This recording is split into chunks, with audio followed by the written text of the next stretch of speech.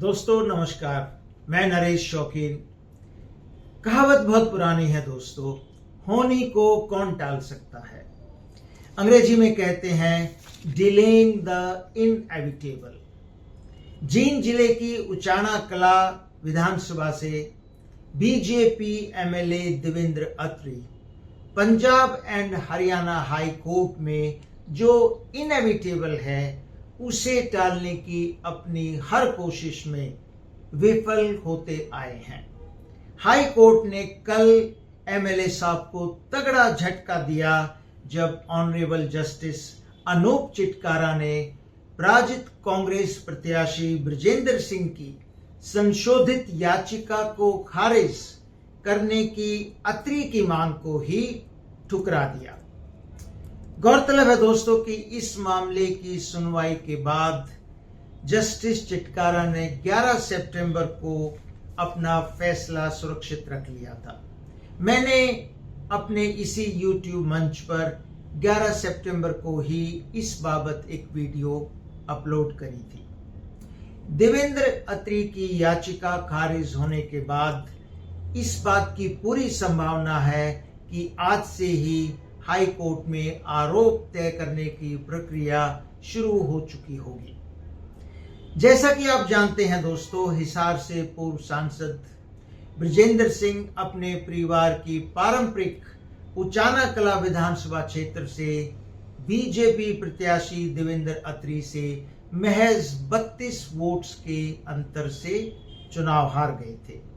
शुरुआत में बृजेंद्र सिंह ने Punjab and Haryana high court में अत्री के इलेक्शन को कई बिंदुओं को आधार बनाते हुए चुनौती दी थी।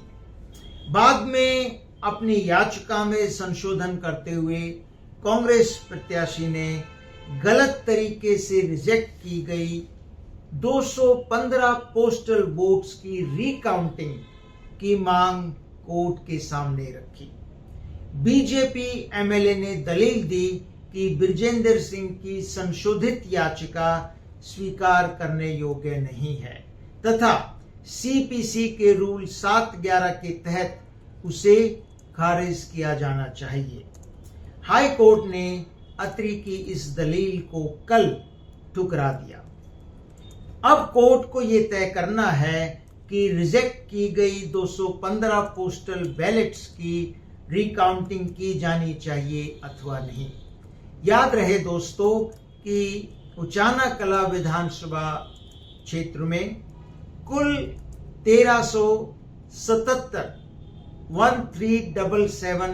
पोस्टल बैलेट्स प्राप्त हुए थे, जिसमें से 1158 की काउंटिंग हुई थी तथा 215 पोस्टल बैलेट्स को इनवैलिड करार दे दिया गया था।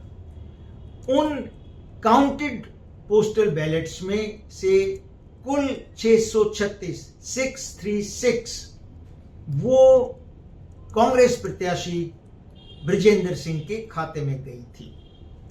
कानूनी तौर पर अगर हम देखें तो उस सूरत में जब रिजेक्ट की गई वोट्स की संख्या हार जीत के अंतर से ज्यादा हो तो रिकाउंटिंग होना अनिवार्य है, ये मैंडेटरी है और रिटर्निंग ऑफिसर को वेरिफिकेशन और रिकाउंटिंग करवानी चाहिए थी।